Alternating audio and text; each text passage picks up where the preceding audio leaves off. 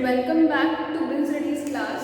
Today we are going to resume our chapter 2nd, and in last classes we had already covered what is joint stock company, what is HUF, sole proprietorship and cooperative societies. Today we are going to see how many types of companies are there. In our last video we had already discussed some topics, some basics about the private company and public company. मैंने आपको last class में बताया था, थोड़ा बहुत बताया था कि पब्लिक कंपनी और प्राइवेट कंपनीज क्या होती है जब हमने जॉइंट स्टॉक कंपनी स्टार्ट किया था. Today we are going to see what is the real meaning and real difference between public company and private company. तो ये दो तो हमारी कंपनीज होती ही है. एक नई कंपनी आई है जिसे हम बोलते हैं वन पर्सन कंपनी या फिर ओपीसी. वन पर्सन कंपनी का मतलब होता है जहां पे केवल एक सिंगल पर्सन ही क्या करता है, उस कंपनी को चलाता है, जो उस कंपनी का मेंबर होता है. ठीक है, तो let us start with the public company. What is the meaning of public company? Public company is means not a private company. Public company मतलब वो जो एक प्राइवेट कंपनी नहीं है, उसे हम क्या बोलेंगे? Public company. Public company basically हमारी गवर्नमेंट जो होती है, हमारी स्टेट या जो हमारी सेंट्रल गवर्नमेंट होती है ना, स्टेट और सेंट्रल गवर्नमेंट, हमारी जो गवर्नमेंट होती है स्टेट या फिर सेंट्रल, वो पब्लिक कंपनी ओपन करती है. ठीक है, तो यहाँ पे पब्लिक कंपनी की क्या डेफिनेशन हो गई? वो कंपनी जो एक प्राइवेट कंपनी नहीं है, and that is the means which company is formed or managed by the state or central government. ठीक है, नेक्स्ट आओ, पब्लिक कंपनी में कितने मेंबर्स चाहिए इसे ओपन करने के लिए? तो पब्लिक कंपनी में बेसिकली हमें मिनिमम कम से कम तो 7 मेंबर्स होने ही चाहिए. ठीक है, कम से कम एक पब्लिक कंपनी को स्टार्ट करने के लिए मिनिमम कितने चाहिए? 7 मेंबर्स चाहिए. अगर 6 मेंबर्स होंगे तो क्या पब्लिक कंपनी ओपन कर पाओगे आप लोग? नहीं, हमें चाहिए कितने? हमें स्टार्टिंग में 7 मेंबर्स चाहिए एक पब्लिक कंपनी स्टार्ट करने के लिए. और मैक्सिमम कितने होने चाहिए? ज़्यादा से ज़्यादा कितने हो सकते हैं? इसकी कोई लिमिट नहीं है. आप जितने भी चाहो मेंबर्स बनाओ, वहाँ आपको कोई लिमिट नहीं है. आप जितनी मर्जी चाहो उतने मेंबर्स आप अपनी कंपनी में लेके आ सकते हो. ठीक है, तो कम से कम 7 होने चाहिए और ज़्यादा से ज़्यादा कितने भी हो सकते हैं. उसके बाद इजीली ट्रांसफर इट्स शेयर्स. मैंने आपको बताया था शेयर्स क्या होता है. शेयर्स होते हैं हमारी जो कंपनी होती है ना, हमारी, हम कंपनी के अंदर क्या इन्वेस्ट करते हैं? कैपिटल, पैसा इन्वेस्ट करते हैं. तो इस कैपिटल को जब जो कंपनी का मेंबर होता है ना, जो कंपनी का हेड होता है, वो क्या करता है? इस कैपिटल को छोटे छोटे पार्ट्स में डिवाइड कर देता है. ठीक है, अगर 1 लाख की कैपिटल है तो ये छोटे छोटे पार्ट्स में हजार, ठीक है, इन पार्ट्स में मान लो इसको डिवाइड कर दिया हजार के पार्ट्स में. अब कोई एक पर्सन है ए, तो उसने 1000 शेयर्स परचेज कर लिए कंपनी के. एक बी है, उसने परचेज कर लिए 1000. एक सी है, उसने परचेज कर लिए, डी ने परचेज कर लिए. तो ये सब जो है ए बी सी डी, ये कौन बन गए? ये कंपनी के मेंबर्स बन गए. क्योंकि जो कंपनी का हेड था, जिसने 1 लाख रुपए लगा रखे थे कंपनी के अंदर, उसने क्या करा? इस कैपिटल को छोटे छोटे पार्ट्स में यानी कि शेयर्स में कन्वर्ट कर दिया, और इन शेयर्स को जो ये लोग थे ए बी सी डी, इन लोगों ने परचेज कर ली. तो ये क्या हो गए? ये भी कंपनी के मेंबर्स बन गए. ठीक है, नेक्स्ट आओ, public company invite general public. Invite general public, invite general public का मतलब है कि जो पब्लिक कंपनी होती है ना, वो नॉर्मल जैसे हम लोग हैं ना, हम भी पब्लिक हैं, तो हम जैसे लोगों को भी इनवाइट करती है. जो बाहर के जो मेंबर्स नहीं होते उनको भी इनवाइट करती है कि आप आओ और हमारी कंपनी पे से शेयर्स खरीदो. पता है ना, जॉइंट उसमें स्टॉक एक्सचेंज में क्या होता है? स्टॉक एक्सचेंज में हम लोग क्या करते हैं? शेयर्स ही तो खरीदते हैं. तो वो क्या कर रहे हैं हम? वो स्टॉक एक्सचेंज में जो जो कंपनीज आ रखी हैं, आप में से कई बच्चे ऐसे होंगे जिन्हें स्टॉक एक्सचेंज के बारे में थोड़ा बहुत पता होगा. मैं ये नहीं कह रही कि आप आप लोगों को ज़्यादा पता होगा, ये हमारी बेसिक्स है, अभी आप लोग 11th में ही हो, ये सब्जेक्ट आपके लिए नया है, कंपनीज आप लोगों के लिए नहीं है। पर जैसे जैसे आप आगे अपने कॉमर्स के फील्ड में आगे बढ़ोगे, आपको सारी चीज़ों के बारे में पता चलता जाएगा कि स्टॉक एक्सचेंज क्या होता है, कंपनीज स्टॉक एक्सचेंज में क्यों लिस्ट होती हैं, क्यों जाती हैं कंपनीज की नहीं हमें भी स्टॉक एक्सचेंज में आना है, हमारा नाम भी स्टॉक एक्सचेंज में आए। तो ये सारी चीज़ें जो है वो जैसे जैसे आप आगे पढ़ते जाओगे आपको सारी चीज़ें क्लियर होती जाएंगी। तो अभी तो ये हम बेसिक्स पढ़ रहे हैं, जिसमें हमने अभी तक ये पढ़ा है कि पब्लिक कंपनी जो है नॉर्मल जनरल पब्लिक को भी इन्वाइट करती है। क्यों इन्वाइट करती है? ताकि जो नॉर्मल जनरल पब्लिक है जैसे हम लोग, वो कंपनी के शेयर्स इजीली परचेज कर सके। तो पब्लिक कंपनी में ऐसा कुछ नहीं है कि आप नहीं जा सकते, आप शेयर्स परचेज नहीं कर सकते। पब्लिक कंपनी कहती है हम सबके लिए खुले हुए हैं, we are open for all of you, you can all come and purchase our shares, you can buy our shares और सेल व्हाटएवर यू वांट। ठीक है, तो पब्लिक कंपनी हमेशा सबके लिए ओपन रहती है। Next now private company. Private company की डेफिनेशन क्या होती है? प्राइवेट कंपनी वो जहां पे सेंट्रल या स्टेट गवर्नमेंट का कोई कंट्रोल नहीं है, उसे हम क्या बोलेंगे? Private company. प्राइवेट मतलब खुद की एक पर्सनल हेड की है, एक अकेले इंडिविजुअल की है, जहां पे गवर्नमेंट का कोई रोल नहीं है। जैसे आपका अंबानी, ठीक है, मुकेश अंबानी जो है वो कौन है? उनकी जो कंपनी है वो प्राइवेट कंपनी है, वहां पे गवर्नमेंट का कोई रोल नहीं है। हाँ, अब जो प्राइवेट मतलब जो मुकेश अंबानी जी की जो कंपनीज हैं कई, उसके अंदर स्टेट और सेंट्रल गवर्नमेंट का थोड़ा सा रोल है। पर जब उन्होंने स्टार्टिंग में अपनी कंपनी स्टार्ट की थी तब वहां पे गवर्नमेंट का कोई रोल नहीं था। और आगे बढ़ते हैं कि प्राइवेट कंपनी क्या होती है। Private company means there is a restriction on transfer of shares. मतलब प्राइवेट कंपनी जो है रिस्ट्रिक्ट करती है कि आप हमारे शेयर्स किसी और को ट्रांसफर नहीं कर सकते। क्यों? क्योंकि ये प्राइवेट कंपनी है, पब्लिक कंपनी नहीं है, ये प्राइवेट है। यहाँ पे आप अपने शेयर्स किसी दूसरे को बेच नहीं सकते, किसी दूसरे को ट्रांसफर नहीं कर सकते। जो आपके शेयर्स है वो आपके पास रहेंगे। ठीक है, तो यहाँ पे प्राइवेट कंपनी क्या कर देती है? रिस्ट्रिक्ट कर देती है ट्रांसफर कर, शेयर्स ट्रांसफर करने में। यहाँ आप शेयर ट्रांसफर नहीं कर सकते, यहाँ आप शेयर ट्रांसफर कर सकते हो। फिर उसके बाद आओ, इसमें कितने मिनिमम मेंबर्स चाहिए इसको स्टार्ट करने के लिए? इसमें मिनिमम 2 चाहिए और इसमें मैक्सिमम 200 मेंबर्स चाहिए। मतलब कम से कम तो 2 होने चाहिए एक कंपनी, एक प्राइवेट कंपनी को स्टार्ट करने के लिए। पर मैक्सिमम ज्यादा से ज्यादा कितने हो सकते हैं? केवल 200। यहाँ पे कोई लिमिट नहीं थी, पर यहाँ पे लिमिट दे रखी है, 200 लिमिट है कि कम से कम 200 मेंबर्स होने चाहिए। उसके बाद no invitation to general public.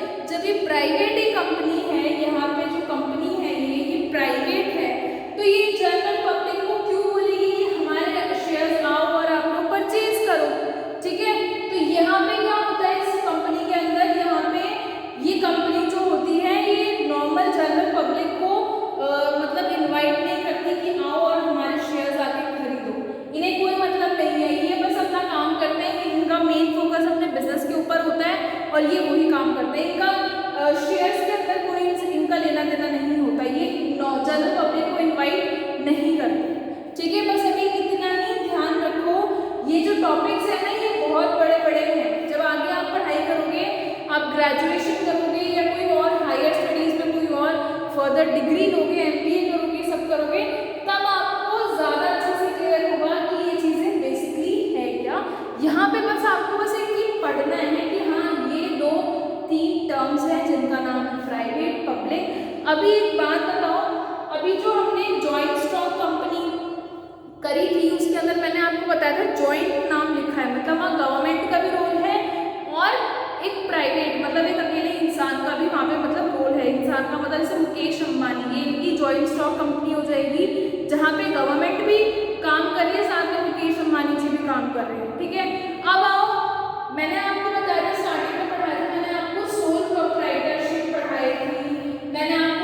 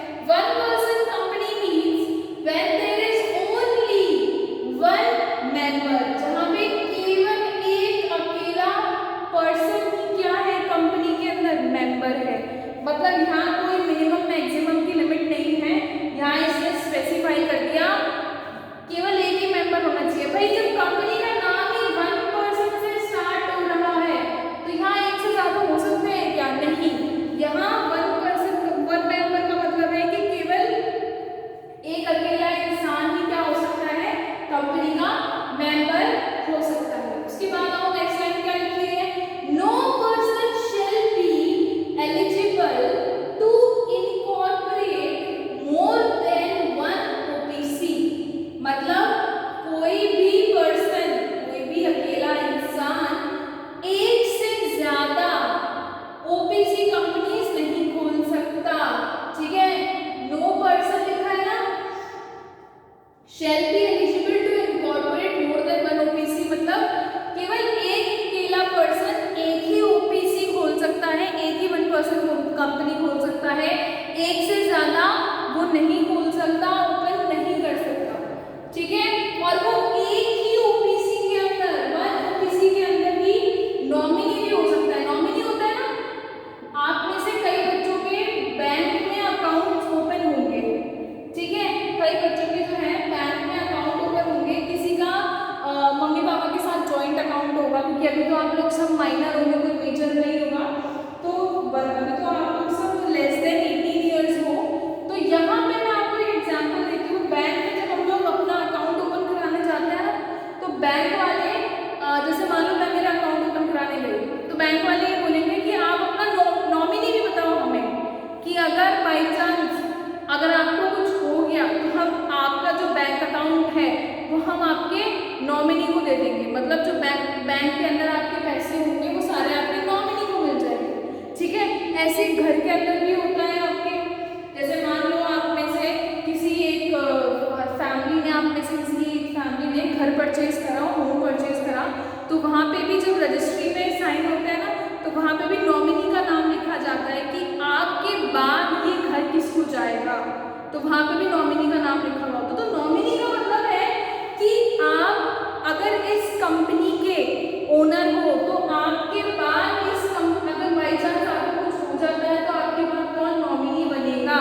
तो यहाँ पे ओपीसी में बस नॉमिनी का इतना सा मतलब समझ लो कि नॉमिनी भी केवल एक ही ओपीसी में हो सकता है, एक से ज्यादा ओपीसी में नहीं हो सकता। जैसे मान लो मेरे भाई की ओपीसी कंपनी है, उसने मुझे नॉमिनी बना रखा है, तो अब मेरे फादर की जो है ओपीसी कंपनी, उन्होंने मुझे भी नॉमिनी बना दिया, तो ये पॉसिबल नहीं है। या तो मैं मेरे भाई की कंपनी की नॉमिनी बनूंगी या मैं मेरे फादर के कंपनी की नॉमिनी बनूंगी। ठीक है, नेक्स्ट आओ, नेक्स्ट क्या पॉइंट है, paid up share capital exceeds 50 lakh या फिर average turnover during relevant period exceeds 2 crore.